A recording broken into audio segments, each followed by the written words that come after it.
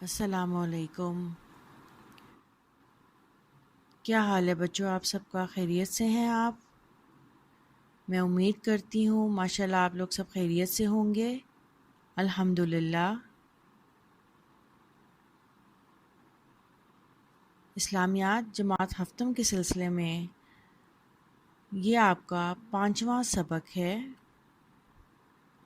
جس کا عنوان ہے احادیث نبوی صلی اللہ علیہ وآلہ وسلم۔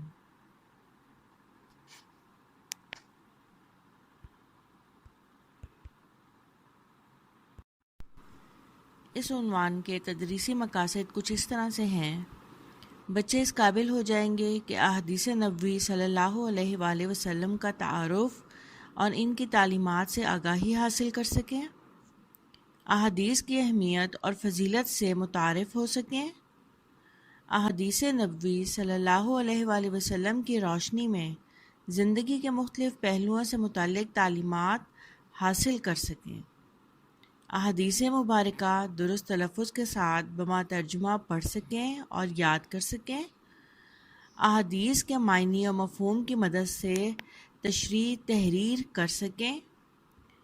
اس کے علاوہ دی گئی اسائنمنٹ حل کر سکیں۔ حدیث کے لفظی معنی بات کے ہیں۔ اسلامی اصطلاح میں اس سے مراد وہ روایات ہیں جو رسول اکرم صلی اللہ علیہ وآلہ وسلم سے ہم تک پہنچتی ہیں۔ رسول اللہ صلی اللہ علیہ وآلہ وسلم کی ساری زندگی قرآن مجید کی تشریح تھی۔ نبی ہونے کے بعد سے 23 سال کی مدت تک آپ صلی اللہ علیہ وآلہ وسلم ہر وقت تعلیم اور ہدایت میں مشغول رہے اور اپنی زبان اور اپنے عمل سے لوگوں کو بتاتے رہے کہ اللہ کی مرضی کے مطابق زندگی بسر کرنے کا طریقہ کیا ہے۔ اس طرح اسلامی اصطلاح میں رسول کریم صلی اللہ علیہ وآلہ وسلم کے اقوال، فرمان اور ارشادات کو حدیث کہا جاتا ہے۔ سنت کے معنی وہ راستہ جس پر چلا جائے۔ اصطلاح میں سنت سے مراد ہے رسول اللہ صلی اللہ علیہ وآلہ وسلم کی سیرت طیبہ، اخلاق و عادات، آپ صلی اللہ علیہ وآلہ وسلم کے اقوال و افعال اور اسلوب زندگی۔ سنت کے لغوی معنی عادت، طبیعت، روش اور طریقے کے ہیں۔ سنت اور حدیث میں یہ فرق ہے کہ سنت حضور اکرم صلی اللہ علیہ وآلہ وسلم کے عمل کا نام ہے، جبکہ حدیث اس روایت کو کہتے ہیں جس میں حضور اکرم صلی اللہ علیہ وآلہ وسلم کے قول و فعل کی کوئی خبر موجود ہو۔ سنت کے بیان کو حدیث کہتے ہیں۔ قرآن مجید کے بعد حدیث و سنت اسلامی قانون کا دوسرا بڑا ماخذ ہے۔ گویا حدیث قرآن مجید کی تفسیر ہے اور قرآن مجید کو سمجھنے کے لیے حدیث کا علم حاصل کرنا ضروری ہے۔ حدیث کی 3 اقسام ہیں: قولی حدیث، فعلی حدیث اور تقریری حدیث۔ قولی حدیث ایسی حدیث ہے جس میں رسول اللہ صلی اللہ علیہ وآلہ وسلم کے کسی ارشاد یا قول مبارک کا ذکر ہوا ہے، اسے قولی حدیث کہتے ہیں، قول سے۔ دوسری ہے فعلی حدیث، ایسی حدیث جس میں رسول اللہ صلی اللہ علیہ وآلہ وسلم کے کسی فعل یا عمل کا ذکر ہوا ہو، اسے فعلی حدیث کہا جاتا ہے۔ اور تیسری وہ حدیث ہے جسے تقریری حدیث کہتے ہیں۔ تقریر کا مطلب یہ ہے کہ کوئی صحابی رسول اللہ صلی اللہ علیہ وآلہ وسلم کی موجودگی میں ایک کام کرے اور آپ صلی اللہ علیہ وآلہ وسلم اسے منع نہ فرمائیں، تو اس کا مطلب یہ لیا جائے گا کہ وہ کام جائز ہے۔ اگر وہ کام ناجائز ہوتا تو آپ صلی اللہ علیہ وآلہ وسلم ضرور اس سے منع فرما دیتے۔ ایسی حدیث کو تقریری حدیث کہا جاتا ہے۔ حدیث بیان کرنے والے کو راوی کہتے ہیں، جبکہ محدث کے لغوی معنی حدیث بیان کرنے والے کے ہیں، مگر اسلامی اصطلاح میں محدث وہ عالم ہوتا ہے جو علم حدیث پر پورا عبور رکھتا ہو اور وہ احادیث رسول صلی اللہ علیہ وآلہ وسلم کی تشریح بیان کرتا ہو۔ حدیث کی 6 مشہور کتابیں ہیں جنہیں صحاح ستہ کہا جاتا ہے: صحیح بخاری، صحیح مسلم، سنن ابی داؤد، جامع ترمذی، سنن نسائی، سنن ابی ماجہ۔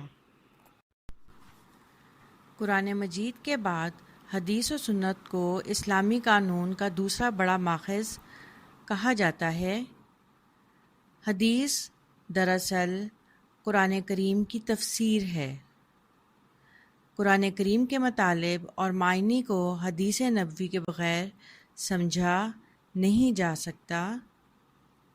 قرآن مجید میں اسلامی قوانین، اصول، اسلام کی تعلیمات، احکامات کی وضاحت اور عملی تفسیر حدیث کے ذریعے ہوتی ہے۔ مثلاً قرآن مجید میں نماز قائم کرنے کا حکم دیا گیا ہے۔ اب کتنی نمازیں ادا کرنی ہیں اور نماز کا مکمل طریقہ کیا ہے، اس کی وضاحت حدیث کے ذریعے ہوتی ہے۔ اس طرح زکوٰۃ، روزے اور حج کے احکامات اور ان کی مکمل وضاحت حدیث کے ذریعے ہی ہوتی ہے۔ قرآن میں چوری کی سزا ہاتھ کاٹ دینا ہے۔ کیا اتنی سی وضاحت پر چوری کا قانون نافذ کیا جا سکتا ہے؟ ہرگز نہیں۔ رسول اللہ صلی اللہ علیہ وآلہ وسلم نے وضاحت فرمائی کہ اس مقدار سے کم مالیت کی چوری پر ہاتھ نہیں کاٹا جائے گا اور فلاں اشیاء کی چوری پر بھی ہاتھ کاٹنے کی سزا نہیں دی جائے گی۔ اسی طرح حلال و حرام کی مکمل وضاحت بھی حدیث کے ذریعے ہوتی ہے۔ قانون وراثت کی تفصیلات، شادی، بیاہ، طلاق، خلا وغیرہ کے مسائل، قانون شہادت، اقلیتوں کے حقوق، جنگ و صلح کے ضابطے اور بے شمار دیگر مسائل کا حل ہمیں صرف حدیث اور سنت ہی سے ملتا ہے۔ حدیث نمبر 1: اذا اقیمت الصلاۃ فلا تأتوها تسعون واتوها تمشون وعلیکم السکینۃ فما ادرکتم فصلوا وما فاتکم فاتموا۔ ترجمہ: جب نماز کھڑی ہو جائے تو اس کے لیے دوڑتے ہوئے نہ آؤ بلکہ اطمینان اور وقار کے ساتھ چلتے ہوئے آؤ۔ جو نماز تم پا لو اسے ادا کر لو اور جو تم سے رہ جائے تو اسے پورا کر لو۔ اس حدیث مبارکہ میں جو موضوع ہے وہ ہے نماز۔ کلمہ طیبہ کے بعد اسلام کا دوسرا اہم رکن صلاۃ یعنی نماز ہے، جس کے معنی ہے اللہ کی طرف متوجہ ہونا، اس کی طرف بڑھنا، اس سے دعا کرنا۔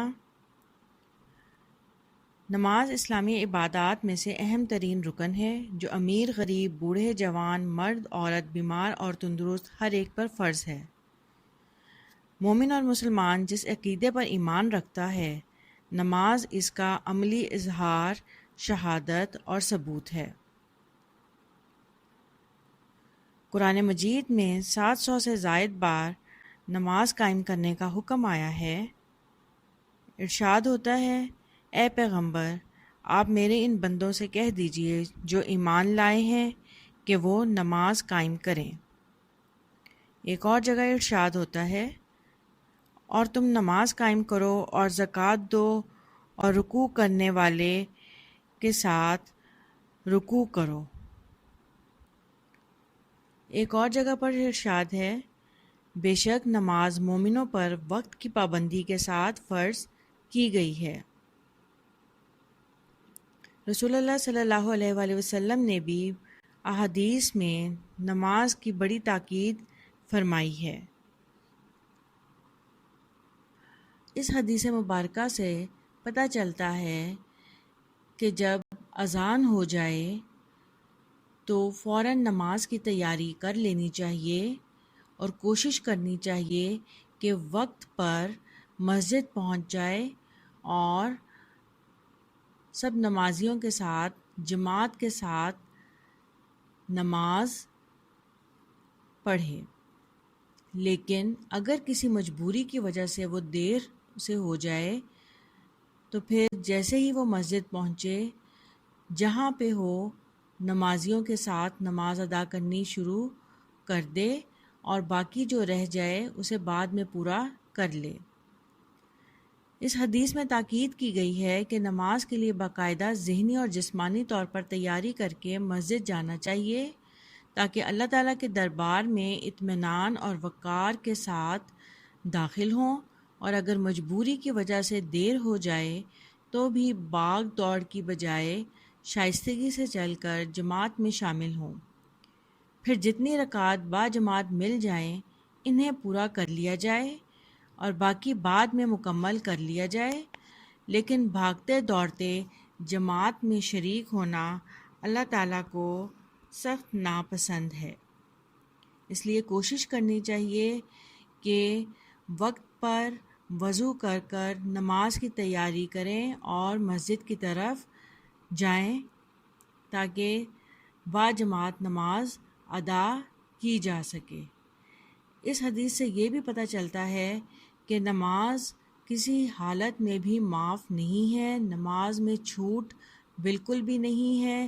جو ہو جیسی ہو جتنا وقت ہو کوشش کرنی چاہیے کہ ہم نماز ادا کر لیں۔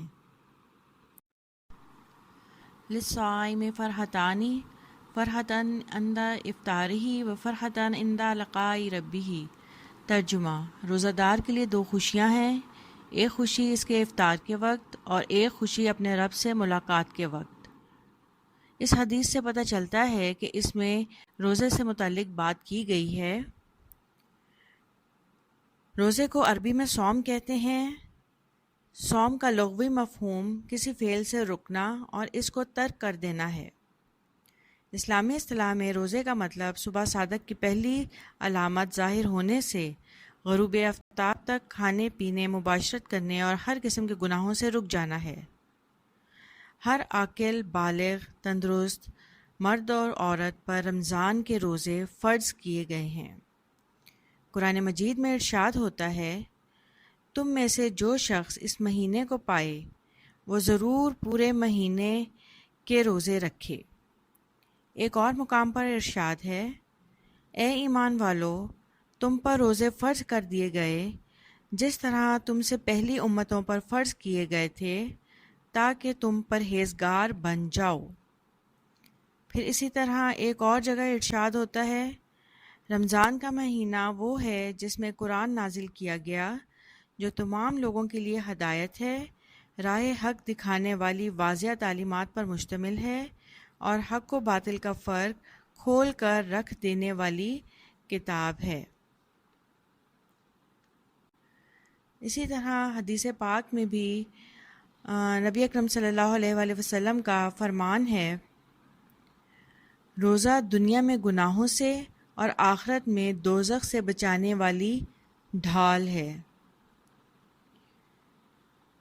ایک اور جگہ نبی اکرم صلی اللہ علیہ وآلہ وسلم نے فرمایا ہے، جس شخص نے رمضان کے روزے محض اللہ تعالیٰ کے لیے ثواب سمجھ کر رکھے اس کے پہلے سب گناہ بخش دیے جائیں گے۔ ایک اور حدیث ہے، اللہ تعالیٰ فرماتے ہیں کہ انسان کا ہر عمل اس کا ہوتا ہے مگر روزہ میرے لیے ہے اور میں ہی اس کا بدلہ دوں گا۔ دل میں اللہ تعالیٰ کی موجودگی کا احساس پختہ ہوتا ہے روزہ رکھنے سے انسان میں تقوی پیدا ہوتا ہے۔ جب سارا دن بھوک پیاس سے نڈھال ہونے کے بعد مخصوص وقت پر افطار کیا جاتا ہے تو یہ نعمتیں کتنی لذیذ لگتی ہیں۔ یعنی نعمتوں سے لطف اندوز ہونا روزہ دار کے لیے پہلی خوشی ہے، اور دوسری خوشی اس وقت حاصل ہوگی جب وہ اپنے رب سے ملاقات کرے گا، اور اس وقت سچی نیت سے روزہ رکھنے پر اجر و انعام سے نوازا جائے گا۔ اس حدیث میں دراصل روزہ دار کو دو خوشیاں دی گئی ہیں۔ ایک تو وہ خوشی ہے جو اس کو افطار کے وقت ملے گی، اور ایک اپنے رب سے قربت ملے گی، اپنے رب کی قربت اس کو ملے گی۔ اس سلسلے میں ایک واقعہ ہے کہ ایک بار حضرت موسیٰ علیہ السلام نے اللہ تعالیٰ سے پوچھا کہ یا اللہ، جتنا میں آپ کے قریب ہوں، آپ سے بات کر سکتا ہوں، اتنا کوئی اور بھی قریب ہے؟ اللہ تعالیٰ نے فرمایا کہ اے موسیٰ، آخری وقت میں ایک امت آئے گی، وہ امت حضرت محمد صلی اللہ علیہ وآلہ وسلم کی ہوگی، اور اس امت کو ایک مہینہ ایسا ملے گا جس میں وہ خشک ہونٹوں، پیاسی زبان، سوکھی ہوئی آنکھیں اور بھوکے پیٹ جب افطار کریں گے تب میں ان کے بہت قریب ہوں گا۔ اور موسیٰ، میرے اور تیرے درمیان 70 پردوں کا فاصلہ ہے، لیکن جب وہ افطار کریں گے تو ہمارے درمیان ایک بھی پردے کا فاصلہ نہیں ہوگا، اور وہ جو بھی دعا اس وقت مانگیں گے میں ان کی دعا ضرور قبول کروں گا۔ تو یہ ہے وہ دوسری خوشی جو اپنے رب کا قرب حاصل کرنے کے بعد ملے گی، یعنی اس وقت ہم جو بھی دعا مانگیں گے اللہ تعالیٰ ہمارے اتنے قریب ہوگا کہ وہ دعا قبول ہو جائے گی۔ حدیث نمبر 3، لا یؤمن احدکم حتی یکون ہواء تبعا لما جئت بہ۔ ترجمہ: تم میں سے کوئی شخص مومن نہیں ہو سکتا جب تک کہ اس کی خواہش اس کی تعلیم کے مطابق نہ ہو جائے جو میں لایا ہوں۔ اس حدیث مبارکہ سے پتہ چلتا ہے کہ اس میں مومن کی ایک نشانی یہ بھی بتائی گئی ہے کہ اس کی خواہشات کا نبی اکرم صلی اللہ علیہ وآلہ وسلم کی تعلیمات کے مطابق ہونا کس قدر ضروری ہے۔ اگر وہ اپنی خواہشات کو نبی اکرم صلی اللہ علیہ وآلہ وسلم کی تعلیمات کے مطابق نہیں کرے گا تو وہ مکمل مومن نہیں ہو سکتا۔ مومن کے ایمان کی تکمیل کے لیے ضروری ہے کہ وہ نبی اکرم صلی اللہ علیہ وآلہ وسلم کی اطاعت و فرمانبرداری کرے۔ ایک مومن کا ایمان اس وقت تک مکمل ہوگا جب وہ اللہ پر کامل یقین رکھنے کے بعد آپ صلی اللہ علیہ وآلہ وسلم کی تعلیمات پر عمل کرے، یعنی آپ صلی اللہ علیہ وآلہ وسلم کی اطاعت و فرمانبرداری اور آپ صلی اللہ علیہ وآلہ وسلم کے بتائے ہوئے راستے پر چل کر ہی ایمان کی تکمیل ممکن ہے، کیونکہ آپ صلی اللہ علیہ وآلہ وسلم وہ تعلیمات لائے ہیں جو اللہ تعالیٰ نے آپ صلی اللہ علیہ وآلہ وسلم کو سپرد کی ہیں، اور ان پر عمل کرنے کی صورت میں ایمان مکمل ہوگا۔ قرآن مجید میں بار بار ارشاد ہوتا ہے کہ نبی اکرم صلی اللہ علیہ وآلہ وسلم کی اطاعت اور پیروی کس قدر اہمیت رکھتی ہے، جیسے کہ سورہ محمد کی آیت نمبر 33 میں ارشاد ہے، اے لوگو جو ایمان لائے ہو، اطاعت کرو رسول اللہ صلی اللہ علیہ وآلہ وسلم کی اور اپنے اعمال کو باطل نہ کرو۔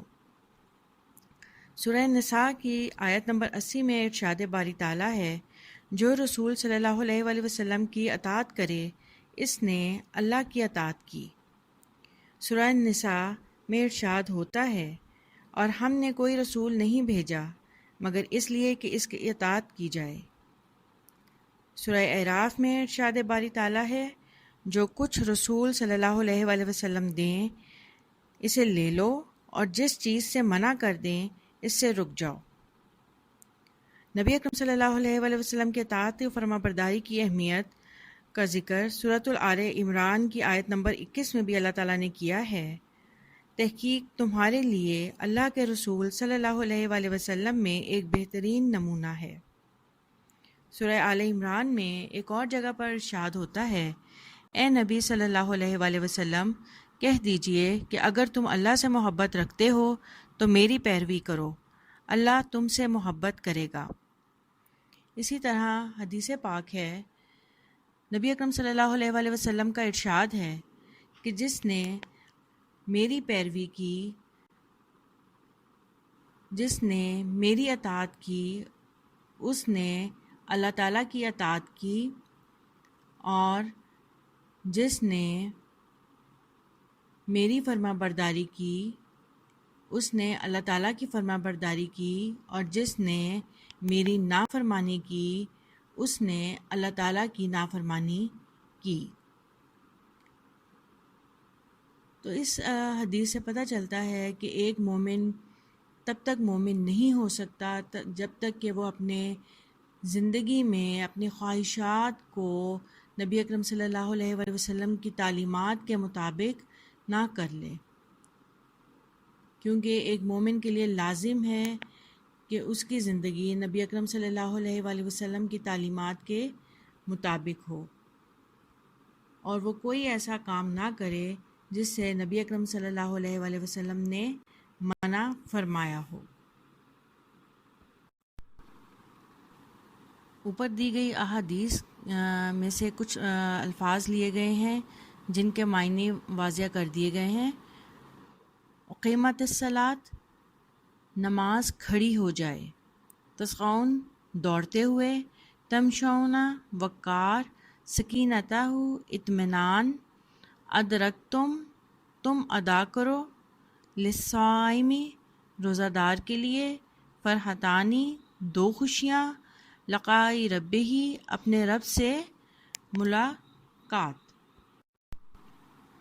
احدکم تم میں سے کوئی ایک، حتیٰ یہاں تک کہ یکونا ہو جائے، ہواؤن خواہش، جیتو بھی میں لایا ہوں۔ آج کے سبق میں ہم نے 3 احادیث پڑھیں۔ حدیث نمبر 1 میں نماز کا ذکر تھا، حدیث نمبر 2 میں روزے کا ذکر کیا گیا تھا، اور حدیث نمبر 3 میں اطاعت رسول صلی اللہ علیہ وآلہ وسلم کا ذکر کیا گیا تھا۔ میں امید کرتی ہوں کہ آپ کو ان تینوں احادیث کی واضح طریقے سے سمجھ آ گئی ہوگی۔ اب آپ کو ان کی تشریح کرنے میں کوئی مشکل پیش نہیں آئے گی۔ تو بچوں، آپ نے اسی طرح اس کا لکھائی کا کام کرنا ہے جو آپ کی اسائنمنٹ میں دیا ہوا ہے۔ انڈیکس پریپیئر کرنا ہے، پیج ریڈی کرنا ہے، اور اچھے طریقے سے کام شروع کرنا ہے۔ اس کے ساتھ ہی آج کا سبق ختم ہوتا ہے۔ اللہ حافظ۔ اللہ تعالیٰ کی امان میں آپ لوگ رہیں، اللہ تعالیٰ آپ کو اپنی حفاظت میں رکھے، آمین۔